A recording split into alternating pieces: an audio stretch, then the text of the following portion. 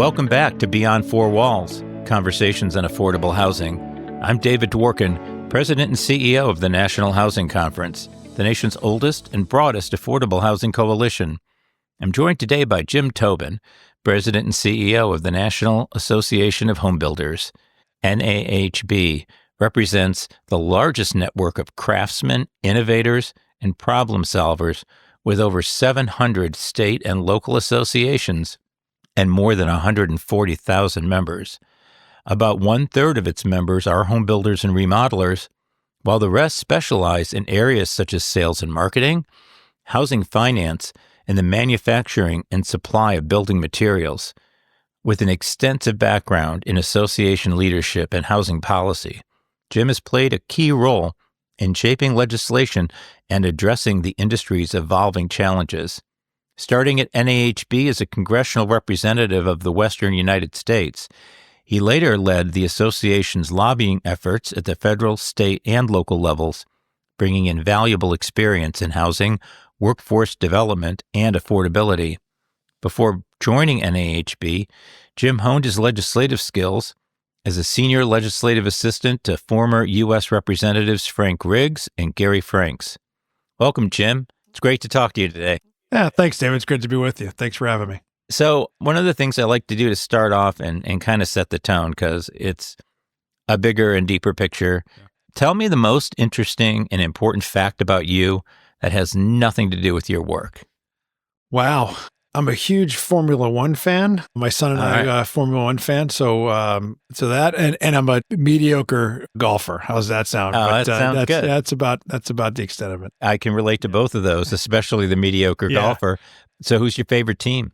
F1. F1, I'm a Mercedes guy. Even without Hamilton? Even without Hamilton, but I am watching him very closely. I'm a huge Hamilton fan. I'd like to see Ferrari give him a car he can drive. We saw that in the sprint race a few weeks ago. But Mercedes, I think they finally righted the ship, unfortunately a couple of years late for keeping Hamilton on board. So I'm a Merc guy. Yeah, and they've got, a young driver who's really Kimi. Very impressive. He is. Yeah, he's outscoring Hamilton. So there's a lot of social media poking going back and forth on the, not between the two drivers. But no, it's been interesting. It's been a great season so far. 4 different drivers, 4 different races have won. So it's good. Yeah. Yeah. I love it. And Drive to Survive, if you have no idea what we're talking about, is the best education on Formula One driving. And really, that's what turned me on to it. Yeah. And actually, my daughter-in-law, who was the one who said, you got to watch this. Yeah, it's amazing. Love it. Yeah, they've done a great job. And it's Netflix. Yeah. So there is a lot going on in housing. And, I've been doing this a long time, about as long as you have. And for decades, it was just a heavy lift to get people outside of our world to think about housing, to recognize how important it was during the housing crisis in the 2007, 8, 9 to 13. Housing was a dirty word. Right. I mean, I was in the Treasury Department and just getting anybody to think about housing other than the problem that needed to be dispatched was a huge crisis. And I remember they used to talk about the housing organizations like, with such contempt. Yeah. And it just always blew me away. It's like, this is the American dream. Yeah, it's 15 or 16% of U.S. GDP, right? It's a pretty big economic driver. All you people live in a house. So what's the problem? Yeah. I've always been passionate about this. You've always been passionate. And now you just cannot go anywhere without people asking or talking about housing. So tell me what that's been like and how do we really leverage that? Yeah, I think we've been the victim of our own success. We're, I think, the best housed country in the world. We obviously have our problems with homelessness. And so in a lot of ways, it's been this, we're just fine. We're doing just fine. Everybody who wants a house can have a house. And we've known that's not true in our professions.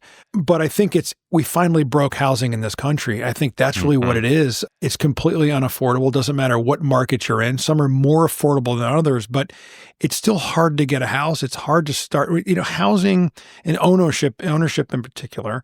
It's the gateway to the middle class in the United States. It always has been, but it's getting pushed farther and farther out. The median age of home ownership is now in the 30s. It used to be in the 20s. And if you can't get into ownership and start building wealth, you're going to be worried about starting your own family. You're going to be worried about, can you make ends meet, right? If you're doing well in housing, you're going to feel wealthier, right? And that's the challenge we've had. But we finally broke it. We've pushed it out for people, and for the first time in our careers, we saw both Vice President Harris and now President Trump make housing, a central pitch in their economic plans during the election, with some overlap, which there isn't much of anywhere else. But more importantly, it was about supply. That was the first time we heard that, where they were saying the only way to get ourselves out of this unaffordability crisis was to build more housing. And so here we are. And now it's incumbent on us to take that political moment we had and turn it into a policy moment. So I was really optimistic, as I know you were, that a new administration that was really business friendly would come in with a commitment to housing, a presidential executive order on the first day. That's right. That dealt with housing affordability.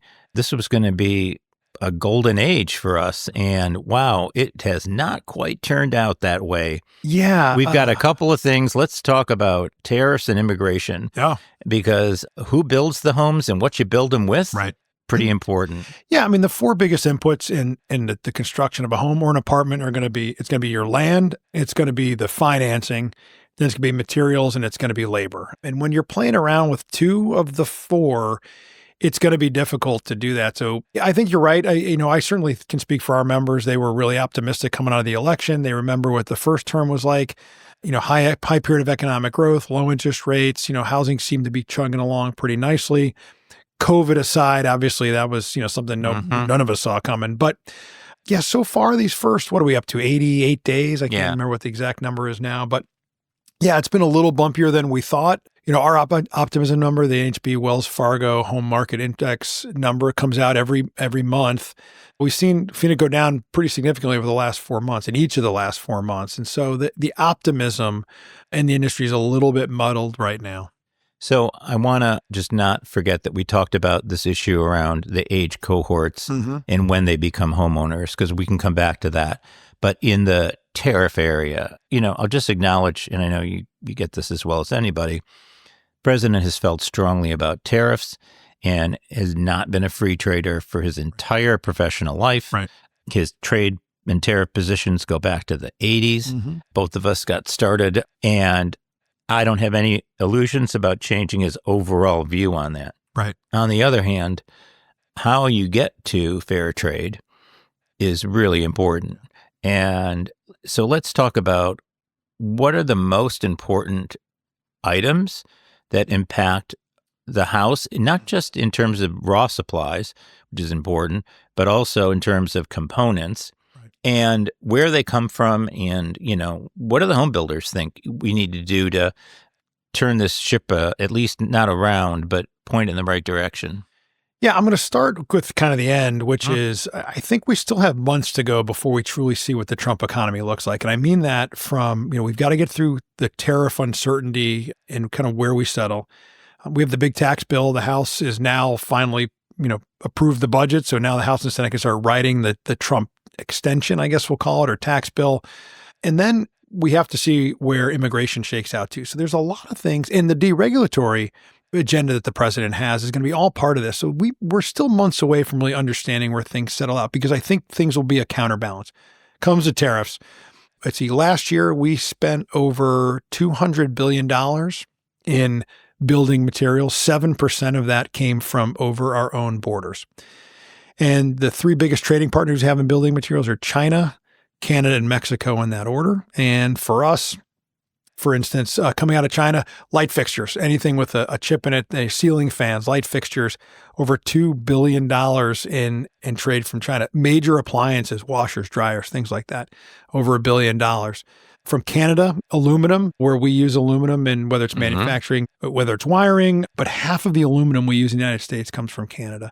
Lumber is the big one for us. We import a third of the lumber we use in building homes. 70% of that third comes from Canada. And we already have a tariff on Canadian lumber, about 14.5%. And that's going to go up on its own over the next several months.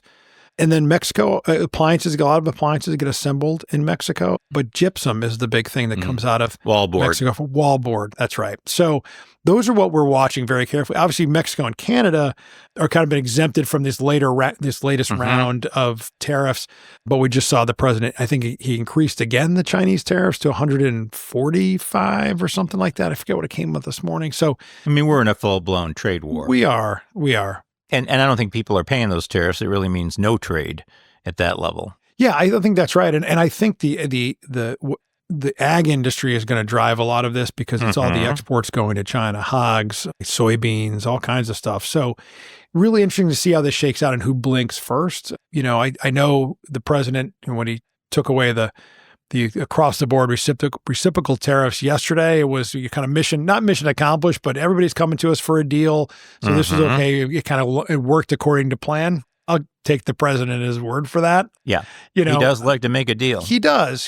And so, optimistic that we can avoid a lot of these bigger tariffs. My experience in trade started with, covering international trade for inside U.S. trade. Yeah, right. In 1985, my first front page story was on softwood timber imports. Yeah. And if you just removed the name Clayton Yiter and you put in whoever is USTR at the minute, that story could be published in any year since then. Yeah. And so help people understand what's the issue there. Why is timber, which is different than lumber, which goes into the house, so important? And how do we need to make that right? Because notwithstanding this round of tariffs, we also have duties that are going to get hiked up very soon. That's right. Yeah, I'll go into the weeds on lumber all day. But first, let me compliment you, David, and the National Housing Conference for standing with NAHB. Right after COVID, we were in the big housing boom. You stood with us on reducing lumber prices and tariffs to make sure that we were able to get those building materials. So I want to compliment you and your team for being such a great partner in that.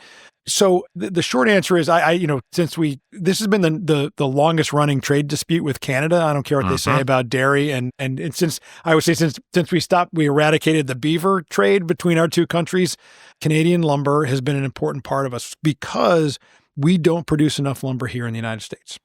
Plain and simple. Our private landowners, they don't cut enough timber and then turn that into milled lumber. And a lot of that has to do with the fact that we're also not cutting enough timber off our national forests. Back in the late 1990s, we were cutting between 12 and 14 billion board feet of timber.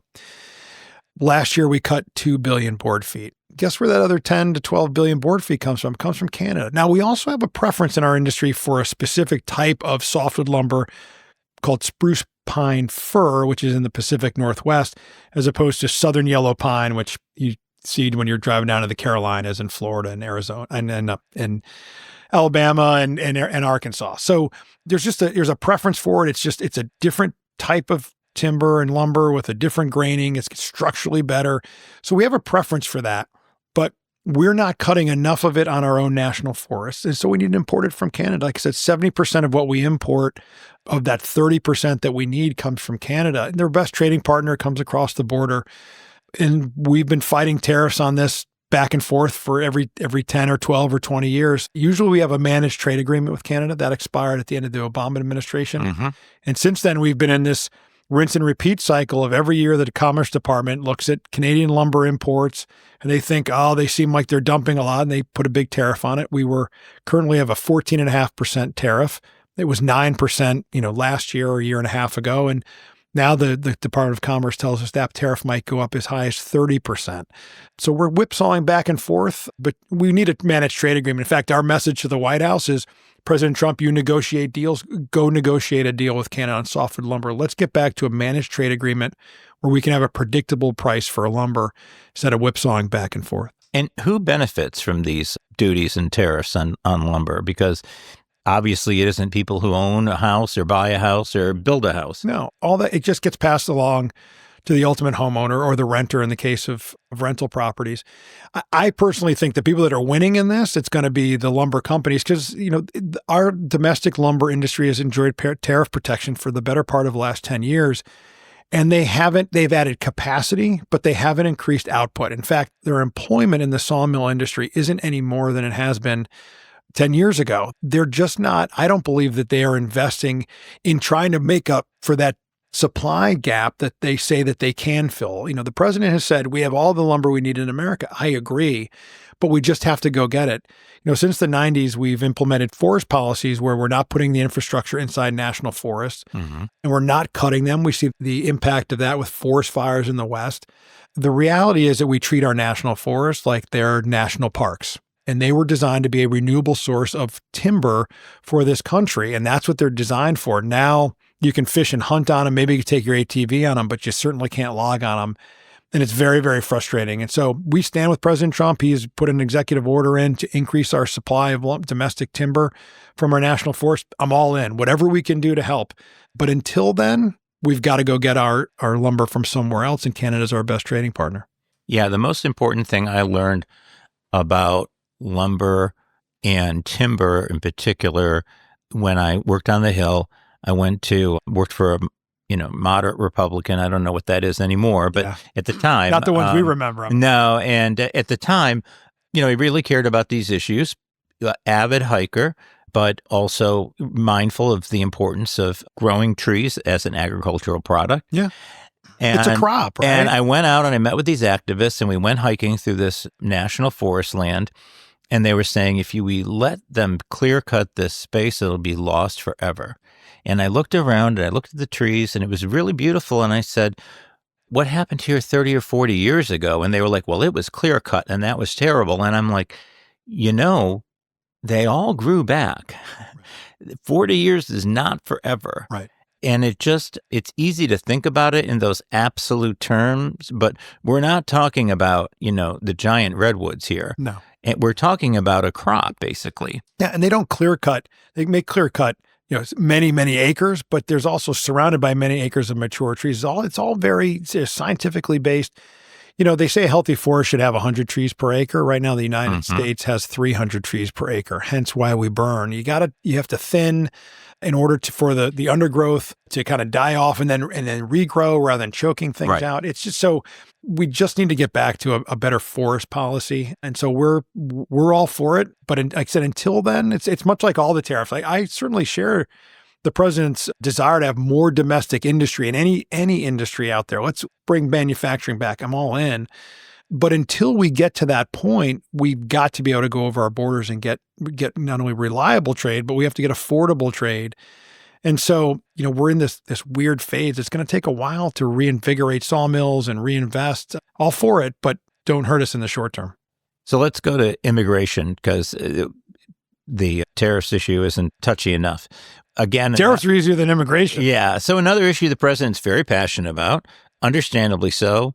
I often say, when you hear J.D. Vance talk about the impact of immigration and you set aside some of the political tone and you actually go to some of the communities he's talking about, this is an example of immigration policy, and this is legal immigration that just was not well executed at all. Yep.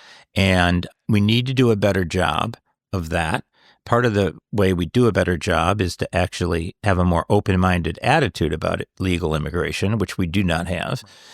And, you don't have to go far to ask somebody who came here legally and not that long ago what they think about people going through the border illegally. And they'll tell you, I waited for years for this. I'm really grateful to be here.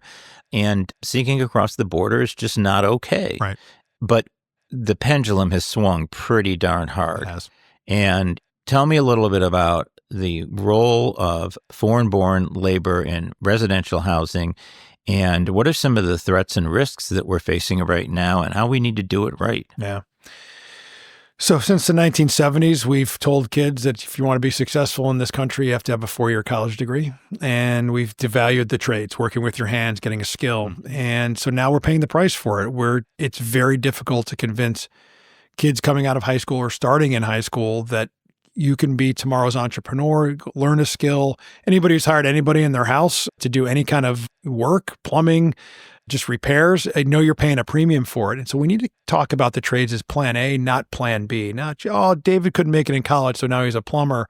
The answer is David thought about going to college, but decided he wanted to make a better buck, and now he's a plumber. That's what we have to tell the story. But because You mean the English lit degree I got isn't going to really help me get a job? Yeah, no, I'm a political science major. I remember my grandmother was very proud that I was actually working on Capitol Hill. I was working in my field. I don't know if I learned anything practically in a political science degree that actually resonated on Capitol Hill, but that's why we all go to work. It's not unlike the conversation we just had on lumber. We don't have enough of a domestic workforce that want to work in construction. A third of the workers in construction and home construction in particular are immigrant born. About a quarter kind of in construction in general. And when you layer on different, even front office jobs, but the laborers, it's about a third. It's a huge portion of our industry. So we need them to come in. We need them to come in legally. That's why NHB has pretty broad policy, starting from secure the border. We need a visa system specifically for construction for people to come in who want to work in our industry legally. We need an e-verify system. As employers, we have a responsibility to make sure we are hiring work-eligible people, so we believe in that. And then finally, we have to have a real serious conversation about what do we do with the undocumented already in this country. Mm-hmm. This idea of rounding them all up in the tens of millions or 15 million, I don't know what the number is, and bringing them back or sending them back home and then come back legally, I think is impractical. I'm all for the worst first, what we've seen with the Trump administration early on. But you asked about the impacts of where we are now. We have job crews that won't show up anymore. They're too afraid to already. And it's not geographically specific. I've talked to builders in Massachusetts and in Florida and Dallas and Texas, anywhere. It's not widespread. There are people who've been working in this country for a better part of a decade, have developed really good skills, who are family men and women who are just trying to provide a buck and a better life. They send the bulk of their earnings back home to their families in other countries. And they're afraid to send their kids to school because they're afraid that ICE is going to follow them home. So there's been this. And they pay taxes. They do. And there's a real chilling effect out there. So we have to have a real serious conversation about what do we do with it. But you're right. I think the rhetoric has been turned up to 11. I think the president is the one who can turn it back down and start having a conversation. This is an economic issue for the United States. For as long as, you and I can remember, we've had a strong immigrant population. America is built on immigrants. My family came over from Ireland, years and years ago, came over from Poland. And I couldn't agree more. To use a timber metaphor, we lose the forest through the trees. Right. And the reality is we don't have the workforce to replace these folks. Right. They are here and paying taxes. They work, their kids go to school. They're a part of their community. And we have to be able to differentiate and say, who are we trying to help and who are we trying to hurt and who's being hurt, really? And Nixon went to China. Yeah. And when I think about this politically, I worked for George H.W. Bush. I worked on NAFTA. I'm a proud free trader. I don't have a problem with globalization. I think that it works. That's my view. I did not run for president. Right. I did not openly talk about what I thought about immigration, and I did not win. That's right. So That's right. I'm pretty clear on that. Yeah. But George W. Bush tried to deal with immigration. Yep. Got close, too. Got close, but couldn't close the deal. Nixon went to China, and I can't think of anybody better qualified to do truly comprehensive immigration reform than President Trump. I agree. 100%. And he could do that, which includes a path to citizenship. Right. And that would have a huge historic impact. It would. It would have a big impact on illegal immigration and increase our tax revenue and definitely make closing the borders much easier and more effective. I don't think it would be an open invitation because it wouldn't apply to people who aren't here now. Right. I couldn't agree with you more. I think there's a million ways to solve it, right? Maybe, people hate the word amnesty, they don't want citizenship. Okay, how about a permanent residency stat? I mean, there's a lot of ways that we can have people come out of the shadows. Like you said, many of them are already paying taxes, but let's have a real serious conversation. And, we talked to the president about it in the White House about the impact it's having on our industry. We can't build houses without immigrant labor. We can't build houses without free trade or building materials. So it's all part of the mix. And that's why we talked earlier, we're still in the early phases of this administration. It seems like they're swinging a sledgehammer over there and they're willing to pick up the pieces and put it back together. And so I think we have a little bit more time to go before we truly know what it is that the president what the impacts are. And there's many other things going to feed on this, but the two biggest headwinds right now are tariffs and immigration, no doubt about it. So let's talk about the market and who is the customer here, and particularly the first-time home buyer. And this idea that with each generation, household formation, it's not just buying a home, and home buying is gotten pushed back. And that has two impacts I think are really important. One is has an impact on your market, Yep. and it also has an impact on the ability of families to build wealth through housing, which is how most of us do. Mm-hmm. What do we need to do to help people become homeowners earlier, and not too early, but when they really want to, Right. which is earlier than it is now, and build homes that are affordable in the places where they're needed the most? Yeah, I mean, we have to find out we know where the job growth is in the country. Right now, it's in the Sun Belt because they've got more open economies from a state perspective. They're attracting more businesses. Housing is generally more affordable than other parts of the country. I mean, just look, for the first time in our lives, California had outmigration. They lost a congressional seat.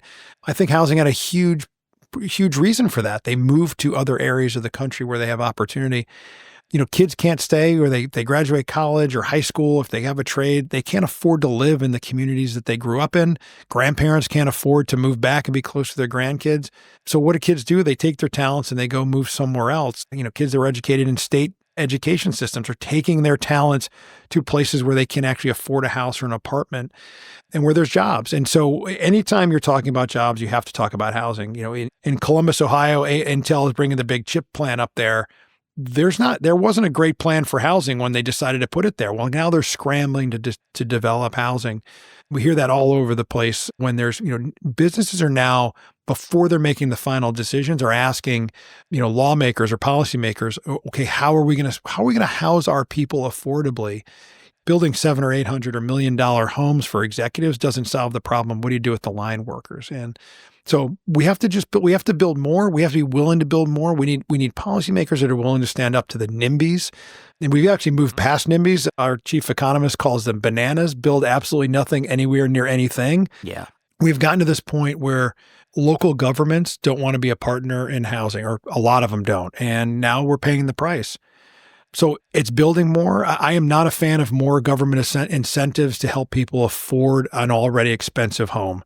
It's now time to do it by the old-fashioned way, the law of supply and demand. Put more supply to meet demand, and will lower prices the natural way. The law of supply and demand is never repealed. That's right. I remember there's a person who's a homeless advocate in Phoenix, and he was in the paper and quoted saying, "You can give me all the money in the world to deal with this. If you're not building more housing, I'm never going to catch up." That's right. And when we look at markets where we have really significant homeless problems, or homeless problems where they've never had them before, right, you see a disconnect between the jobs that we want and the failure to build the housing that's needed. Yeah, I mean, coming out of the Great Recession, we never built back to trend. The three drivers of new home construction are household formation, you touched on that, immigration, and just replacing the older housing stock. Right now, the housing stock in this country is the oldest it's ever been. Because coming out of 2009 and 10 and 11, by the time we started to see what amounted to a recovery, we never built back to trend. I think home builders who got overextended in 2004 and 2005, when we were building 2.1 million units, both single and multifamily, thought the good times were never going to end. Well, not only did they end, a lot of companies went out of business. Those that survived said, well, you know what?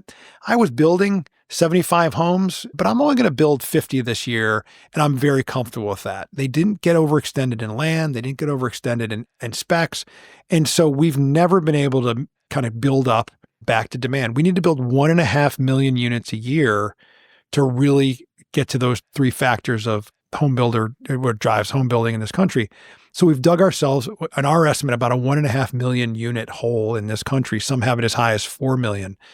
We've got a long way to go. Never mind build to demand. We've got to build higher just to start eroding that backlog. And until we do, we're in trouble. There is a golden opportunity for home building over the next 5 to 7 years, because the millennials are coming into their prime home buying age now.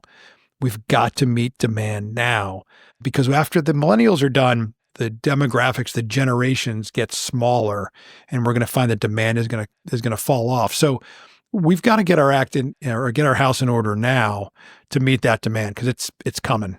So let's talk about technology and modernization and home building because when I ran the Fannie Mae office in Detroit back in the 90s, and one of my favorite pictures on, that we covered our walls with was this print of a guy in a Model T pickup truck with a Sears house on the truck with just piles of lumber and the empty lot that's now a thriving neighborhood. Right. And he built that house himself with almost all the same materials we use today in almost all the same ways. And so we talk about the lumber prices and shortage, but we're still building houses with lumber, and we're putting them together with screws and nails, and we're doing it on site, sometimes in the mud and the snow. What am I missing here? And where do we need to go with that? We've been building houses the same way. We decided to build them after we came out of caves. There's the running joke is that the most technological advancement we've had in home building is the pneumatic nailer. I knew you were going there. Yeah, right. I guess what I would say is technology is a great equalizer for workforce. If we can find a way to reduce the number of people we need on a job site, we can kind of combat the lack of labor that we have. There's a couple of ways that's happening. I think number one is panelization. We're seeing more housing being done in factories, walls being done to code in a controlled environment, then shipped to a job site. And you need less people to kind of bolt the four corners together. Trusses are craned in, and we can build a house faster that way. But the problem is we have a chicken and egg problem. You still have a lot of people like to frame them stick by stick, and they're not willing to go into the panelization route fully, which means you're not going to invest in a panelization factory until you know the home builders are going to use it. So that's number one.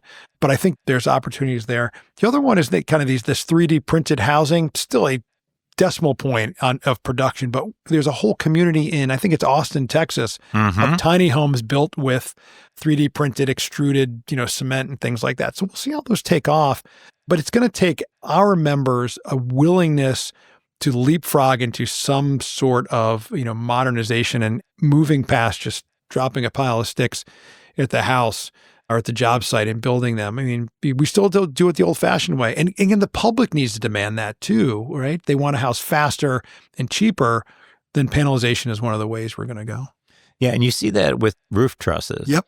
And anybody who's driven down a highway has seen the trucks with the roof. Yeah. And also flooring is done in a way, I think that, if you have an open floor plan in your house, some house that was built in late 80s or more recently, that is possible because of flooring. Yeah, that's right. So we've made some progress, but when I talk to home builders about it, the first thing they tell me is that, the numbers still work better. Yeah. And we need to close that gap. We need to turn the gap around. Yeah, we do. I think in affordability is going to be the affordability and speed. Time is money in real estate. You and I both know that. So if you can decrease your cycle times, you can decrease the cost of a house, and technology can help do that. So you guys have a 10-point plan. I love 10-point plans. 10 beautiful points. 10 beautiful points. And notwithstanding the fact that we sometimes have to kind of squeeze 14 points into 10 stretch 6 points out to 10, there is something about a 10-point plan. Right. And you have one. And one of those areas is eliminate excessive regulations. Yeah. So let's talk about regulations, because there's federal regulations that are problematic and there are state and local regulations, and it's a big part of the cost of a house. It is. 24% of the cost of a single family house is embedded in regulation. It comes up to about $92,000 to $94,000 on average. For multifamily units, 41%. So regulation plays a big role in the cost of a house. If I said to you, you want a house? Great. Send me $94,000 before we do anything. Right. People would lose their minds. I'm not anti-regulation. I'm anti-bad, onerous regulation. But you're right. At all three levels of government, primarily the local government or local level, because that's where your land use is going to be done. It's one of the biggest inputs into the cost of a house. And the morass of dealing with local governments is mind-boggling. If you're lucky, it's months.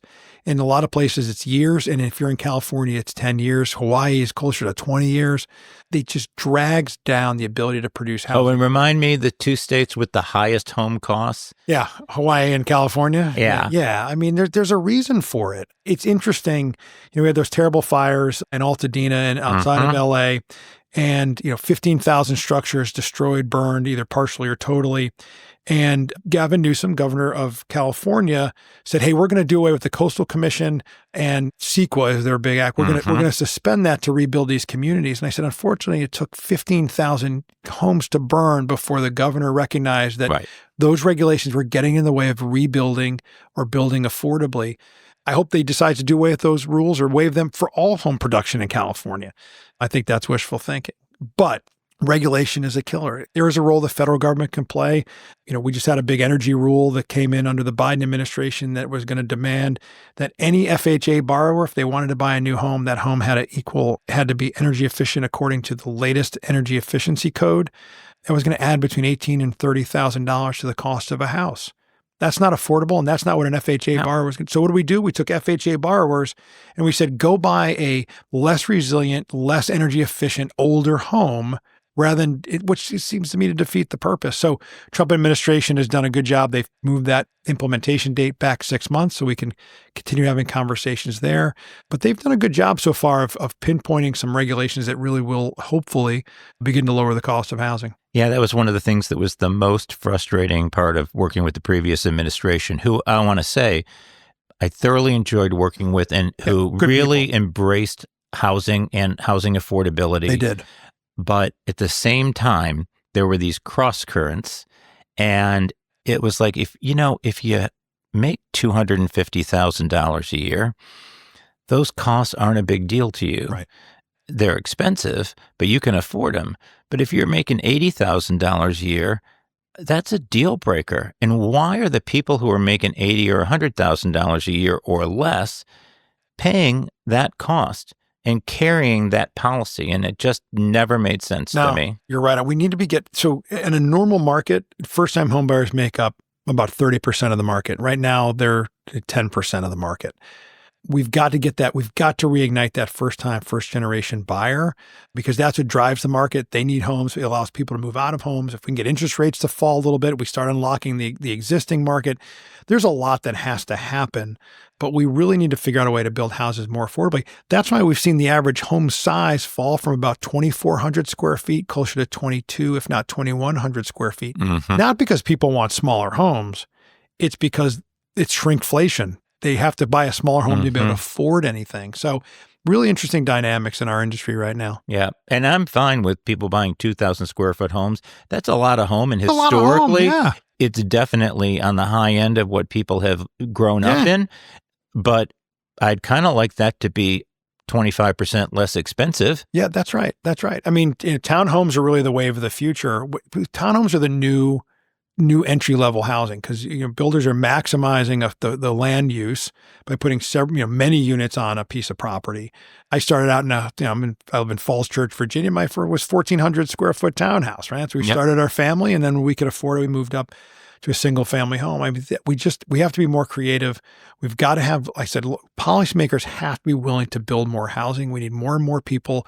Everybody agrees we have a housing affordability problem, but they always seem to put something else in front of housing and say, oh, well, we want to protect the environment. Oh, we want to make sure I don't want to wait in line at Starbucks. Oh, we've got more kids in our school.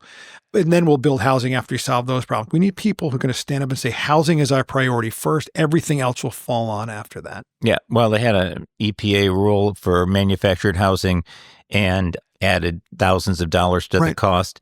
And I'm like, improving the windows in that house and the carbon footprint of a truck taking the components of that house to the site has about the carbon impact per dollar of what, like a peasant in Brazil burning an acre of the rainforest. Right.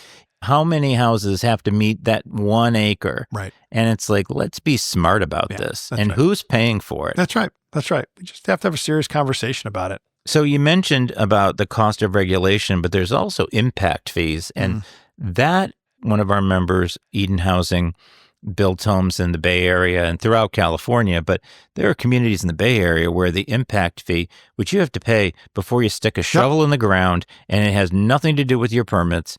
It's just the price of being there, regardless of what kind of home you're building. They were paying over $100,000 a unit. Now, they've had some waivers on that recently, but These impact fees are devastating, and they go directly out of the pocket of the person buying that home. Yeah, local governments are trying to balance their budgets on the back of housing, and it ultimately gets passed along to the customer, plain and simple. Whether it's rental or it's ownership, someone is paying that cost, and they think they're going after the developer or the home builder. No, that's not the way it works. It gets passed along to the end user, and that is the real problem across this country. We get there's impacts. I certainly understand. But sometimes it doesn't seem fair for housing to, like I said, balance their budgets. Builders and developers are so oftentimes required to put in the infrastructure in order to get a project. And they put in the sewer, they put in the water, they put in the electric, and then they turn it over and deed it back to the community. Well, community is, they have to manage it after that, but they just got free pipes and free electricity and free sewer. That doesn't seem very fair, but it's the cost of doing business. Yeah. And the cost of doing business gets paid out of the people who are buying the business products. That's right. Let's talk a little bit about modernization of building codes. And I think there's two things here. One is the code itself, and then there's how the code is actually enforced. And both of those are ways that we can help reduce prices. And I just want to be really clear. Like you said earlier, I'm not against regulation. I'm definitely not against building codes. I just wanted to be smart. Right. Yeah. Codes started out and they should continue to be focused on health and human safety. That's the most important thing. So, obviously resiliency, it's a big issue. And coastal communities, riverine communities, wildfire interface areas. There's health and human safety needs to be paramount. Energy efficiency is kind of a nice to have. And so many times we're trying to reach to, net zero, which sounds great, but it's really, really, really expensive. And I don't think most people care about that. I think they'd like to say, yeah, my home's energy efficient. And the homes we build today, I truly believe are the most energy efficient homes out there. But we have lost sight of the cost, that upfront cost. Someone has to bear the cost. And if it's the first owner is bearing all the costs, and there's never enough time to recoup those costs in the $10 or $15 or $30 you save a month on your energy bills. It never translates back into the cost of that house. So I think that there's got to be a little bit of sanity brought into the marketplace when it comes to codes. So many places like, the International Code Council just came out with a new code. Oh, that must be the best code. We have to implement it immediately. Let's take a pause. Let's take some time. Let's let the codes get into place. Let's let inspectors get smarter on the new codes. Let's let technology catch up to the codes. The codes change every 3 years. And just because it's new doesn't make it any better. And so we've seen some states take it into their own hands. North Carolina, they've gone on a 6-year code update cycle. ICC can, and again, the International Code Council, they can update their model codes every 3 years, but we're going to go to 6 years because we're trying to build in affordability. So again, health and human safety, can't say enough about it. Energy, it's a nice to have, but just let's remember who's paying that upfront cost. So before we go, I want to talk about housing finance. Sure. And housing finance reform. We're not going to go down the rabbit hole on how you get Fannie and Freddie out of conservatorship. Before, there was all about, what kind of a new system can we build? That was kind of like policy speed dating. Yeah. Every time, every 6 months you'd come up with this new plan and it would look great from across the room. And then you'd start looking at it more closely and you'd be like, why am I sitting here? I need to go to another table. Right. And all the unintended consequences would come out, and years of doing this. I think we settle on the fact that we did GSE reform in HERA in 2008. It put them into conservatorship within a few weeks. Right. It has been a very successful law. And maybe what we need to do is say, what do we need to do to take that to that final step, move these enterprises out of conservatorship? Right. So setting that aside, because I do think there's a growing consensus around that, right, is how do we make these enterprises, Fannie Mae and Freddie Mac, better at helping your members build homes? Yeah. And that's what I want to build more homes on, as Bill Pulte, who's now the FHFA director, said, and I want to help provide the financing to do that. So, since 2000, when they go into conservatorship, 2008, 2009, right? 2008, I think, yeah. Right? Between Fannie, Freddie, I'll throw the home loan banks in there, of course, FHA, VA, and USDA, 90% of the mortgage market is federally owned, I guess I would say, or backstopped. we've got to find a way to get them out, and hopefully it'll be reinvigorate the private market too. There's got to be a way to do it. I've always thought that GSE reform gets done in the rearview mirror. I don't know how much Capitol Hill, how much heft is there who truly understand the mortgage markets. And I wonder if we have to do it regulatorily. And then after it works for 10 years and we didn't break it, the Congress says, oh yeah, let's just codify that and we go backwards. I've been told that that's not necessarily that easy, and that may not be the way it has. Congress has to act here. But I generally think that we've got to find a way to get them back out, build more capital. We do, like you said, we do have laws that the market is just different, right? Like you said, HERA worked. Dodd-Frank has worked. There's been obviously a magnificent flight to quality, not just quantity. And so I feel like the banking system is on pretty stable footing to let's see if we can't release Fannie and Freddie in some manner. But I think we have to. It's high time. This is not the way to run a housing finance system, I don't think. Well, and if you don't think that the U.S. government should be backing every mortgage, then you definitely should have an issue with this. And they were private companies. They had an implied guarantee that helped their borrowing advantage, but they had shareholders and they had boards of directors that were independent. And the reality is we can go to that with the safeguards we learned are necessary and move them back into the private market without either nationalizing them or just saying, oh, well, we'll just go back to the way it used to be, because it's not the way it used to be. Right. Yeah. And I mean, a lot of people talk about, well, what's the guarantee worth? And, are we willing to pay 50, some people say it's 50 basis points. 50 basis points looks better when mortgage rates are at 4% than it does when they're at 6.5%. And I think that's the challenge the Trump administration has right now, is that if we can get rates down, I don't know what the magic number is. I still think it's something with a 5 is the new normal, not the 4s. If we ever get back to 3. Well, that new normal is also the old normal. Well, that's right. I mean, I tell people I'm in a 2 3/4 mortgage. I'm not moving anytime soon. No real plans to. But if anybody thinks we're going back, I mean, that was a break glass moment if you think about it. We shouldn't be going back to mortgage rates that low. But 5 is, like you said, still dirt cheap money when you're talking about a 30-year investment. So anyway, I think we have to decide what the pain point is if there is going to be some VIG for the guarantee, and are we willing to pay for it? And I think we should think about it seriously. Well, and the taxpayer who's getting the benefit is also the homeowner who's getting the benefit. That's right. So who exactly are we paying that from and to whom? Right. We'll have to figure that out, and I think we will. But this has been a great conversation. Well, thanks for having me. I always enjoy hanging out with you and hope people learn something. Yeah, I hope so too. Yeah, thanks, David. Thanks for being here. Yeah, thanks for having me. It's great. Thank you for listening to this edition of Beyond Four Walls. You can visit the National Housing Conference at nhc.org. There you can learn more about affordable housing policies, affordability challenges throughout the nation on our Paycheck to Paycheck database, and explore membership in NHC for you or your organization. We appreciate your interest and look forward to working with you in the future. Until next time, I'm David Dworkin, NHC's President and CEO, wishing you a great day.